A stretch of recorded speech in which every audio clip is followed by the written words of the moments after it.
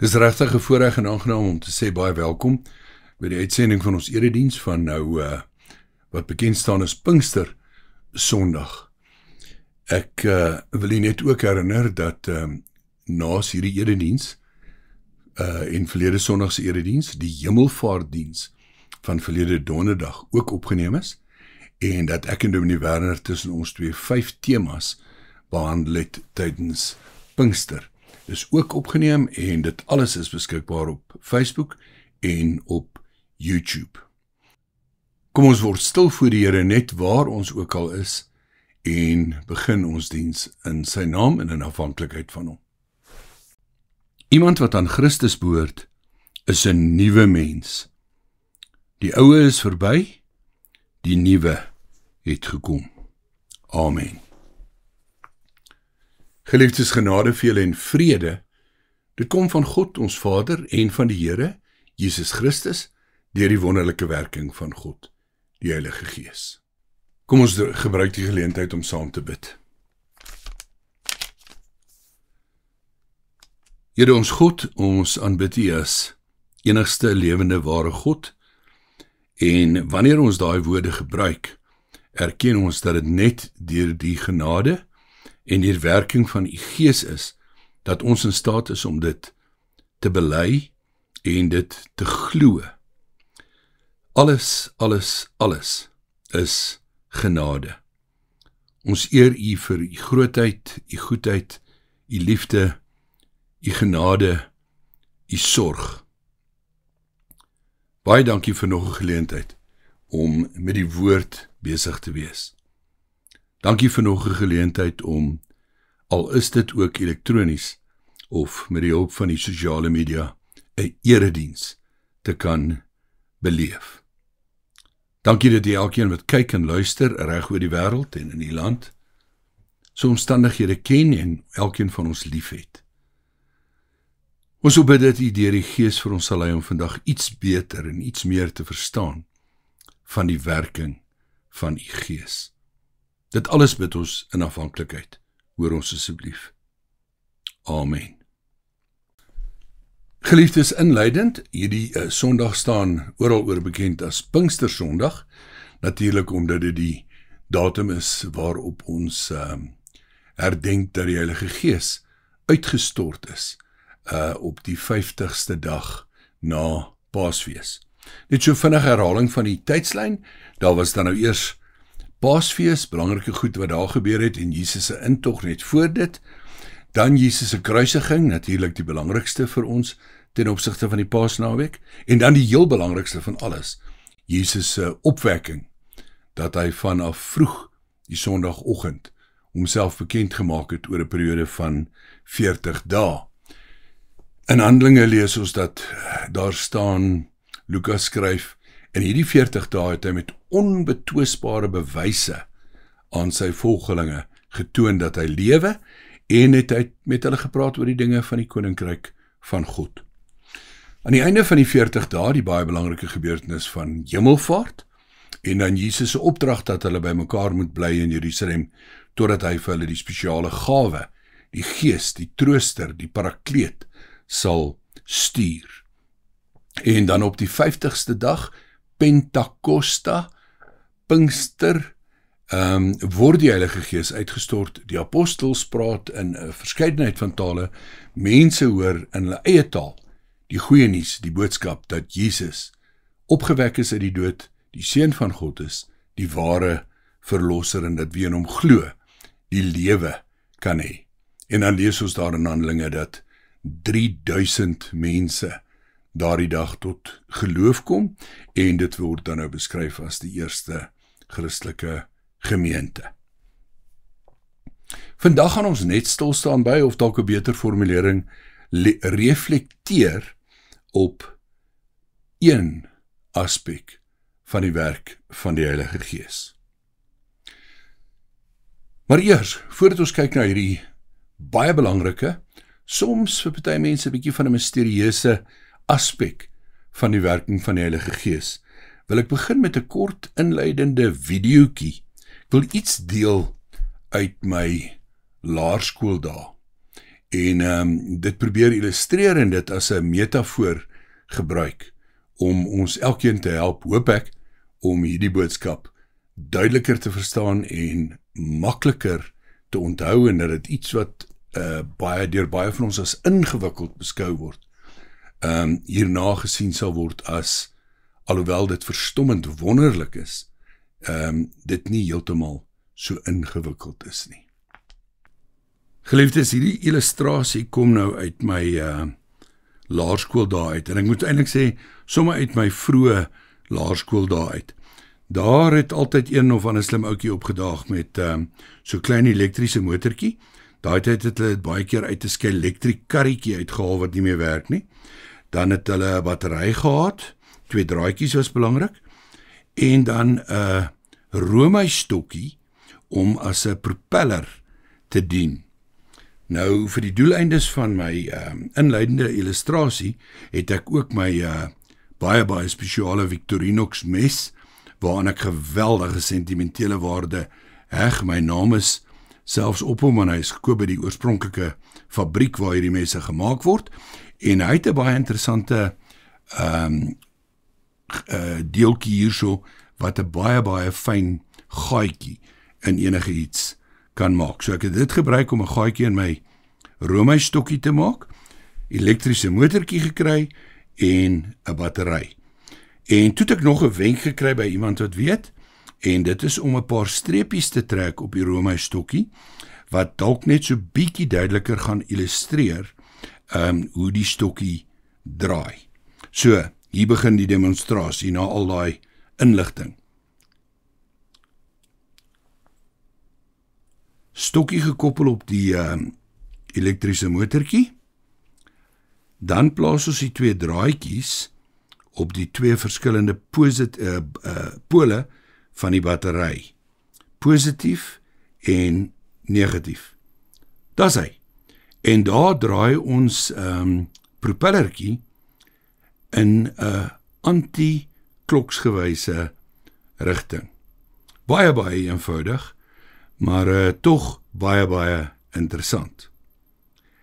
En dan het hulle die volgende ding gedoen wat my as 'n klein ousientjie baie beïndruk het.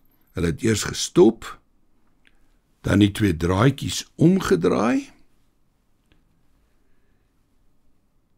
die draadjie nou op die positiewe pool, hierdie draadjie op die negatiewe pool, en woeps, daar draai dieselfde propellertjie met presies dieselfde motortjie en presies dieselfde battery en draadjies, draai nou in 'n kloksgewyse rigting. So, ek herhaal, verskriklik eenvoudig, maar tog baie duidelik, dat deur doodeenvoudig die draadjies om te ruil, kry mens dit reg dat die propellertjie in presies die teenoorgestelde rigting draai. Geliefdes, saam met hierdie kort videoetjie wil ek nog iets verduidelik. Ek wil direk daarby aansluit met nog iets wat handel oor propellers, maar dit gaan ek nou sommer verduidelik.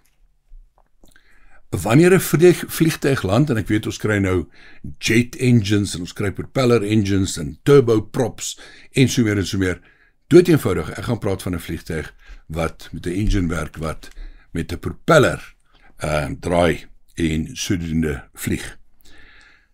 Wanneer so vliegtuig land, dan is dit onmoontlik vir die vlieëniers om nou die engines totaal en al af te skakel, dat hulle tot stilstand kom, en hulle dan weer aan te skakel om in die teenoorgestelde rigting te draai, soos wat ons nou in die vorige videoetjie gesien het. So, wat dan gebeur wanneer 'n vliegtuig land, is dat die vlieënier verander deur 'n verstelling die hoek waarteen die lemme draai. So die motor of engine hou aandraai in presies dieselfde rigting, maar die hoek waarteen die lem gestel is, word verander. In Engels word dit genoem die pitch angle. Nou, die effek van hierdie pitch angle wat verander word, is dat in plaas daarvan dat die lemme, soos hulle gestel was, die lug na agter toe druk en die vliegtuig vorentoe druk, gebeur die teenoorgestelde nou. Met die verandering in die hoek van die lem, blaas die engine en die propellers nou basies lug vorentoe, en dit help in die proses om die vliegtuig te rem. Uiters belangrik. Dit klink nou baie klein verandering, maar die effek daarvan is radikaal, want dit help die vliegtuig om te rem. Maar nou ja, genoeg daarvan vir 'n inleiding en 2 wat ek wil beskryf, metafore. Kom ons kom by ons teks vir hierdie geleentheid en ons tema. Wat ons tema aanbetref, wat beteken die wedergeboorte? Of dan ook anders geformuleer, wat beteken dit dat mens wedergebore moet word? En Jesus se baie sterk uitspraak dat wie nie weergebore word nie in die koninkryk van God kan ingaan nie. Ek gaan die bekendste, is nie enigste skriflesing wat daaroor handel nie, maar die bekendste skriflesing lees Johannes 3 vers 1 tot 8. Natuurlik is die hele res van die hoofstuk belangrik, maar is altyd goed om kort gedeeltes te gebruik, laat mens maklik kan fokus en beter kan konsentreer. Daar was 'n man met die naam Nikodemus. Hy het aan die party van die Fariseërs behoort en was 'n lid van die Joodse raad. Een nag het hy na Jesus toegekom en vir hom gesê, Rabbi, ons weet dat u 'n leermeester is wat van God afgekom het. Want niemand kan hierdie wondertekens doen wat u doen, as God nie by hom is nie. Daarop sê Jesus vir hom, dit verseker ek jou, as iemand nie opnuut gebore word nie, kan hy die koninkryk van God nie sien nie. Nikodemus vra hom toe, hoe kan 'n mens gebore word, as hy al 'n ou man is? Hy kan tog nie 'n tweede keer in sy moeder se skoot kom en gebore word nie? Jesus het geantwoord, dit verseker ek jou, as iemand nie uit water en gees gebore word nie, kan hy nie in die koninkryk van God kom nie. Wat uit die mens gebore is mens. En wat uit die gees gebore is gees. Moenie verbaas wees, dat ek vir jou gesê het, julle moet opnuut gebore word nie. Die wind waai waar hy wil, jy hoor sy geluid, maar jy weet nie waar hy vandaan kom en waar hy heen gaan nie. So gebeur dit met elkeen wat uit die gees gebore is. Geliefdes, vandag wil ek jy nooi om saam met my net by 3 aspekte stil te staan rondom die wedergeboorte. Die heel eerste van die 3 aspekte is dat die wedergeboorte is 'n werk van die Heilige Gees. Dis nie iets wat tussen die Heilige Gees en die mens saam gebeur nie. Ons kry nêrens in die Nuwe Testament 'n opdrag dat 'n mens weergebore moet word nie. Dis nooit 'n menslike prestasie nie. Dis altyd God se werk, die werk van die Heilige Gees en uit genade. Nou natuurlik is die logiese vraag, hoe moet ons die wedergeboorte verstaan? Of hoe kan dit beskryf word op 'n manier wat dit vir ons 'n bietjie ophelder? Nog 'n vraag wat baie belangrik is daar ander tekste wat eintlik in wese ook handel oor die wedergeboorte? Kom ek begin met 'n baie eenvoudige, en dit hoort eenvoudig te wees, beskrywing van die wedergeboorte. Ek dink die wedergeboorte kan beskryf word as 'n wesenlike verandering. Maar ek dink ons moet dit 'n bietjie verder opbreek in uitspel verandering van wat? Wedergeboorte is die verandering van 'n mens se fokus. Wanneer 'n mens wedergebore is, verander jou fokus om op God gefokus te wees en nie meer in die eerste plek op onsself gefokus te wees nie. Daarmee saam gesê, nie in die eerste plek gefokus te wees op ons eie selfsugtige begeertes nie en op ons eie belang nie. 'n volgende baie beskrywende term is dat die wedergeboorte bring 'n nuwe gesindheid of 'n totale nuwe ingesteldheid in die mens wat wedergebore is. Derdens getuig die wedergeboorte van 'n verstand wat verlig is. Anders gestel, wanneer 'n mens wedergebore is, dink jy anders. Kan so ver gaan as om te sê, mens dink dan eintlik anders en vanuit 'n ander hoek oor alles wat jy bedink. Kom ons lees in hierdie verband net een van die sleuteltekste, Romeine 12, in hierdie geval net vers 2, maar lees gerus ook die res. Julle moenie aan hierdie sondige wêreld gelyk word nie, maar laat God julle verander deur julle denke te vernuwe. Dan sal julle ook kan onderskei wat die wil van God is, wat vir hom goed en aanneemlik en volmaak is. Dis 'n verskriklike duidelike en eenvoudige beskrywing van die verandering wat in ons moet plaasvind wanneer ons wedergebore is. Ons denke verander en dan kan ons op 'n ander manier onderskei wat vir God goed, aanneemlik en waar is en wat reg en verkeerd is. Nog 'n term wat ons help om die wedergeboorte effe beter te verstaan, is dat iemand wat wedergebore is, 'n wilsverandering ondergaan. Mense hele wil verander en ons weet hoe belangrik 'n mens se wil is. Maar dan wil ek dit miskien tog op sy heel eenvoudigste beskryf na aanleiding van die kort inleidende video en die storie oor die propellers van die vliegtuig. Wanneer 'n mens wedergebore is, het God doeteenvoudig jou drade gekruis. Of hy die hoek van jou propellers verander, sodat dinge nou die teenoorgestelde effek het. Die klein voorbeeld van die batterytjie en die klein motortjie draai die propeller in die teenoorgestelde rigting. In die metafoor van die vliegtuig draai die engine of motor nog in dieselfde rigting, maar die hoek van die lemme het verander en nou help dit die vliegtuig om te stop in plaas van om dit aan te dryf. Kom ons lees nog 3 sleuteltekste. Esegiel, hoofstuk 36, vers 26 tot 27, so ver terug as in die Ou Testament, word die wedergeboorte eintlik baie raak beskryf.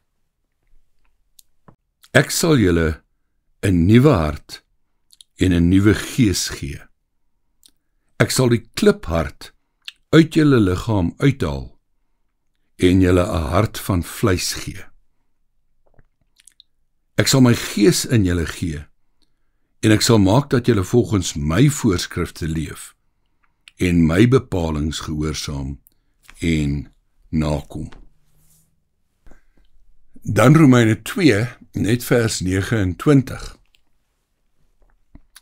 Nee, hy is 'n Jood wat dit innerlik is, en dit is besnedenheid wat in die hart gedoen is deur die Gees, nie volgens die wetsvoorskrifte nie. So iemand ontvang lof, nie van mense nie, maar van God.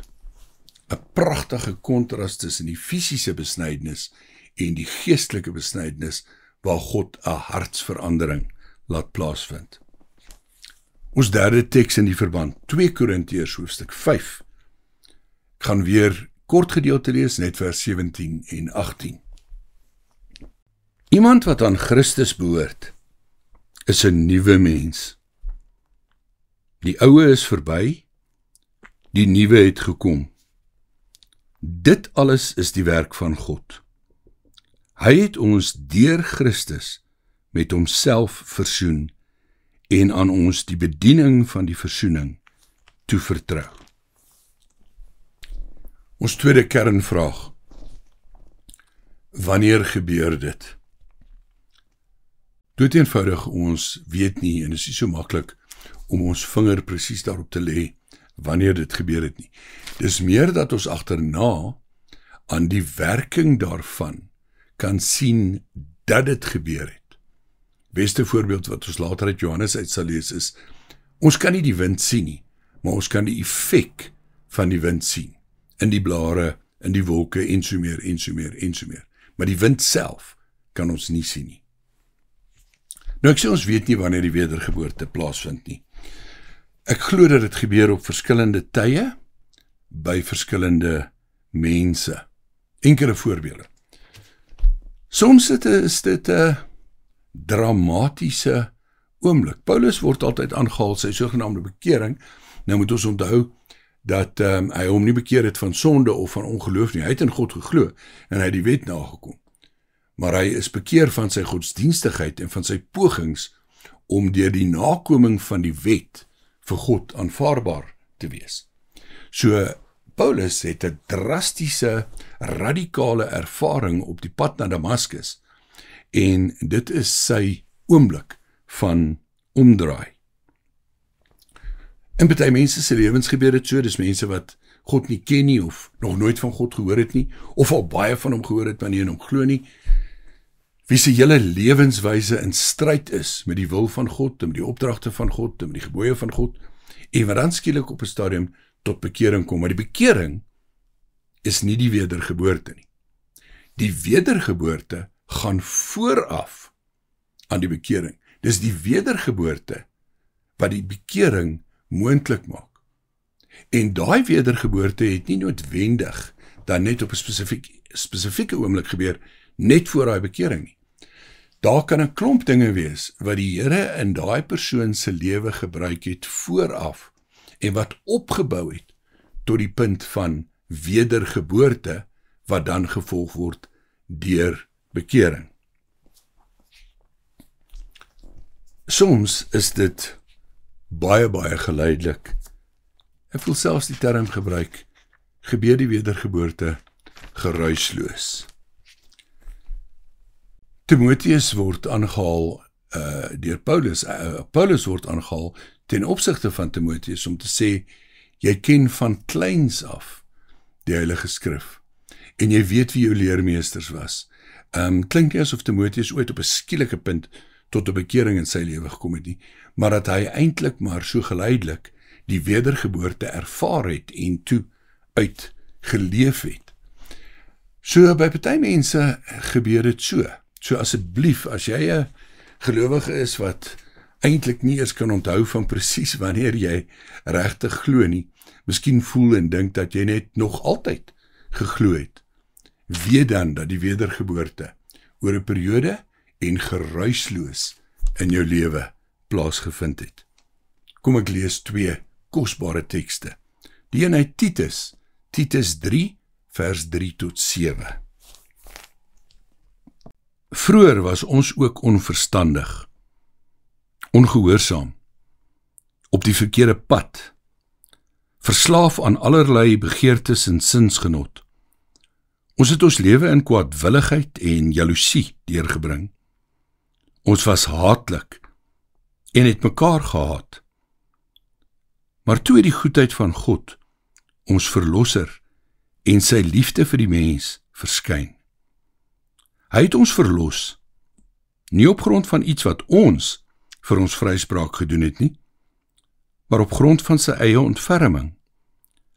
Dit het hy gedoen deur die wedergeboorte wat die sonde afwas en deur die Heilige Gees wat nuwe lewe gee. God het die Heilige Gees oorvloedig op ons uitgestort, deur Jesus Christus ons verlosser. So is ons dan deur sy genade vrygespreek en het ons erfgename geword van die ewige lewe wat ons verwag. Ek herhaal net weer vers 5b. Dit het hy gedoen deur die wedergeboorte wat die sonde afwas en deur die Heilige Gees wat nuwe lewe gee. Dan lees ek weer uit Johannes 3, nou net vers 7 en 8. Moenie verbaas wees dat ek vir jou gesê het, julle moet opnuut gebore word nie. Die wind waai waar hy wil. Jy hoor sy geluid, maar jy weet nie waar hy vandaan kom en waar hy heen gaan nie. So gebeur dit met elkeen wat uit die Gees gebore is. Geliefdes, ons derde hoofpunt is baie kort, baie eenvoudig, maar verskriklik belangrik. En dit is die vraag oor die volgorde. Die volgorde van wedergeboorte, geloof en gehoorsaamheid. Ons kan nog 'n klomp ander dinge ook noem, maar ek wil net hierdie 3 op hierdie stadium noem. Die volgorde tussen wedergeboorte, geloof en gehoorsaamheid. Dit is geweldig belangrik om te verstaan. Voordat ek iets daaroor lees, wil ek eers gou weer 'n eenvoudige metafoor gebruik. Dikwels moet mense gaan vir 'n operasie. Ek gaan net sommer 3 moontlike operasies noem. 'n Heupvervanging, 'n knievervanging en sekere spesifieke rugoperasies. Sulke pasiënte sal dan vooraf deur die dokter ingelig word en natuurlik Google en dan natuurlik met ander mense praat wat alreeds so 'n operasie ondergaan het. En by uit die dokter, die ander mense en Google gaan vir jou sê dat na hierdie operasie gaan daar 'n periode wees waarin jy fisio-behandeling moet ondergaan. Maar dat dit redelik moeilik gaan wees en dat dit in die begin nogal pynlik kan wees om hierdie fisioterapie te doen direk na die operasie. Iemand kom toe met 'n briljante gedagte en vra vir die chirurg, kan ek dan nie maar liewer die fisio doen voordat jy die operasie doen nie? Dit gaan vir my baie makliker wees om die fisio te doen terwyl my rug nog nie seer is van die operasie nie. My heupvervanging nog nie gedoen is nie en my knievervanging nog nie gedoen is nie. So kan ons nie asseblief net die volgorde omruil en dan gaan dit vir my 'n baie minder pynlike ervaring wees nie. Dit is dan natuurlik nie so slim of briljante idee nie, dis 'n belaglike idee. Die volgorde is belangrik. Dis eers die operasie en dan die fisio. In ons geloofslewe begin dinge by die wedergeboorte. Ons kan nog praat oor roeping en al daai ander goed, maar ons begin by die wedergeboorte. As 'n mens nie wedergebore is nie, kan jy nie uit jou eie verdienste glo dat Jesus Christus werklik die verlosser is nie. En eers na geloof volg gehoorsaamheid aan God. Ons kan nie, soos binne die Judaïsme geredeneer is voor Jesus, dat mens maar eers kan begin met die werke, met die goeie dade, met die nakoming van die wette, en dan sal jy op 'n stadium tot geloof kom of in God glo nie. In al daai redenasies staan menslike prestasie en verdienste voorop. Wanneer ons weet dat wedergeboorte eerste moet plaasvind, dan weet ons, dis die werk van die Heilige Gees. Daarop volg geloof, en dan eers volg gehoorsaamheid. Kom ons kyk na een van die duidelikste tekste in die verband. 1 Johannes 5, vers 1 tot 3a. Elkeen wat glo dat Jesus die Christus is 'n kind van God. En elkeen wat vir die Vader liefhet, het ook die ander lief wat kinders van die Vader is. Hieraan weet ons dat ons die kinders van God liefhet, wanneer ons God liefhet en sy gebooie onderhou. Die liefde vir God bestaan dan daarin dat ons sy gebooie gehoorsaam. Gehoorsaamheid aan God en sy gebooie is 'n nuwe ingesteldheid op wat is God se wil, in teenstelling met, in die eerste plek, wat is my wil. Gehoorsaamheid is 'n nuwe gesindheid, nie net teenoor God nie, maar ook teenoor ander mense, en ek wil byvoeg, 'n nuwe gesindheid teenoor alle ander mense, nie net teenoor medegelowiges nie. Dis eintlik 'n gesindheidsverandering teenoor alles in my lewe. Geliefdes, ek wil afsluit. Moenie vashak by wat baie keer beskryf word as die misterie van die wedergeboorte nie. Natuurlik is dit 'n misterie, want dis die werk van die Heilige Gees. Maar moenie vashak daarbey in die sin van om te dink, ek sal dit nooit verstaan nie. Dis onverstaanbaar, dis onverklaarbaar. Ons het genoeg skrifgedeeltes om te verstaan wat dit beteken. 'n verandering van hart, 'n kliphart wat uitgehaal word, 'n hart van vleis, 'n gesindheidsverandering, 'n nuwe ingesteldheid.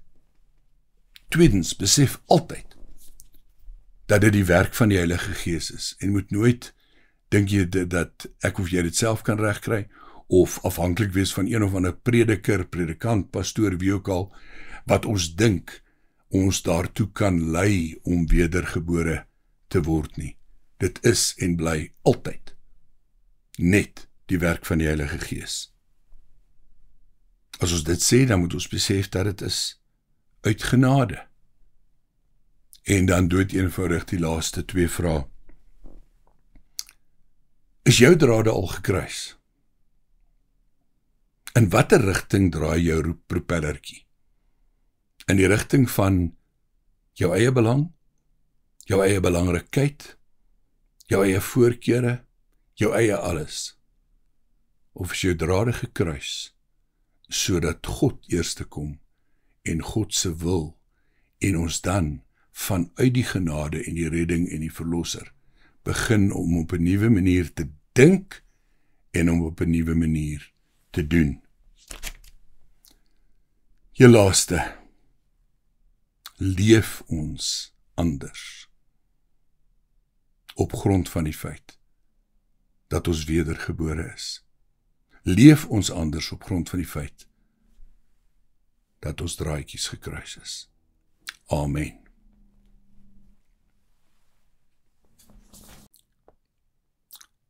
Here, ons bid vir perspektief en ons bid vir die werking van u Gees. In ons eie lewe, maar ook in die lewens van mense wat vir ons kosbaar en dierbaar is en na in die hart lê. Maar dan bid ons ook vir die werking van die Heilige Gees in mense met wie ons eintlik niks te doen het nie, of oor wie ons baie negatief is. Want ook hulle is nie buite bereik van u genade nie. Leer ons, lei ons, vorm ons, dra ons. Ons bid dit alles in absolute afhanklikheid van u. Amen. Die genade van die Here Jesus Christus, en die liefde van God ons Vader, en die lerende, versterkende, veranderende teenwoordigheid van God die Heilige Gees, bly by jou. Amen.